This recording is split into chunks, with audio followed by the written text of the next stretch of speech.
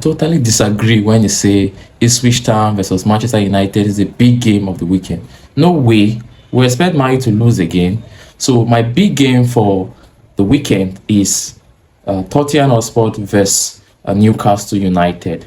And this is why Tottenham versus Newcastle is my big game. This is owing to the fact that after the big money signings made by Tottenham Hotspur, they are yet to prove to us that these players will click and get the team going to where they want to be.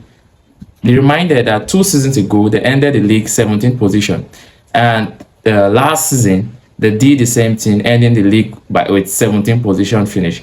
In a bid for the management to lift the club back to where it used to be during the Hurricanes era, Dele Alli, and the competitive side that Jose Mourinho put the club into and all of that, they decided to invest deeply into the management's philosophy by therefore giving him players that he wants so that he will be able to play his football and deliver the team back to the top level.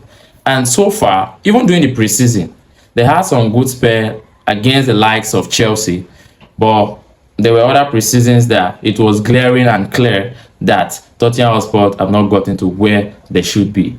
The question answered by their coach, De Zerbi, Roberto De Zerbi, he made it clear after their heavy defeat to Brentford that his side are not yet ready. But this is a very controversial statement to make when the season just begun. You ended the season with these Tottenham Hotspur players. You made some crucial signings quite very early. And what is it? Who has given him the audacity to come out clearly and say his side are not ready? I think this just was a statement he made out of frustration and anger that he lost to it. If not, he has had all the time to inject his philosophy into these players, even bigger time than Xabi Alonso, and therefore claiming that he knows his side is going to achieve a silverware faster than how Chelsea invested in players and got it quite late. Well, they are actually the big sides to watch this weekend. Tottenham have a point to prove to the public and to their own fans that the big money spending is going to quite work well, and they will end up in the top 6 or get a European spot or be better off than the struggle of relegation they have been through in the last 2 seasons.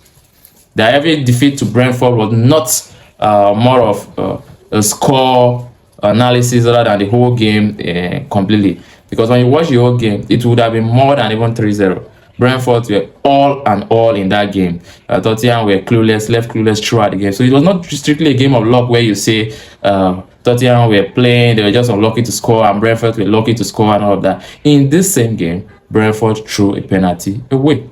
So Newcastle, on the other hand, played a very good game under their new manager. They were able to get a 2-2 draw, and that was courtesy of a late penalty caused by Lewis Hall after having a fantastic game. He had a penalty and Soboslai stepped up and equalized. So that was what changed the game. If not, it would have been 3 points for Newcastle United after having a very good game through the 19 minutes just to concede the penalty at that minute. Kudos to this Newcastle team because they played really very well. This is going to be an interesting match because the Newcastle coach came with his own players. There's a very big change in the squad depth. There is no longer Tonali as we once know. Tonali is now playing for Tottenham. There is no Bruno Guimaraes. There are a little players that were in the Newcastle first 11 and will not be available for Newcastle this weekend. Some injury, some have been sold. The new manager has his own players and he has injected them into his Newcastle team. So this is going to be an interesting fixture because of the Newcastle we watch against Liverpool. And so we do not know what to expect, but this should be the big game of the weekend.